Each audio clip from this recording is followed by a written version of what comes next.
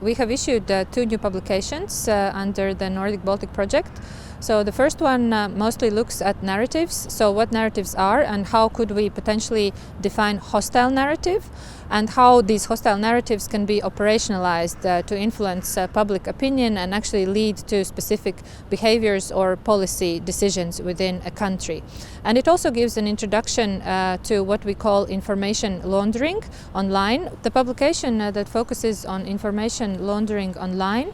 is a very interesting methodology which allows to look at the whole process in its complexity. So often we are used to looking at specific parts, for example a certain article about disinformation, or for example a fake account that is spreading some kind of a disinformation piece, but this methodology allows to trace the whole process starting from placement and then going through all the layers of amplifying this disinformation using different techniques, such as for example deceitful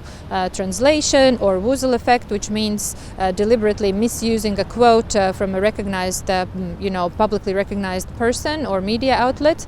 and thus legitimizing this disinformation. So specifically we have looked at cases that involve official Kremlin-funded outlets such as Sputnik and RT, for example, and then we see a very big range of actors in all Nordic Baltic countries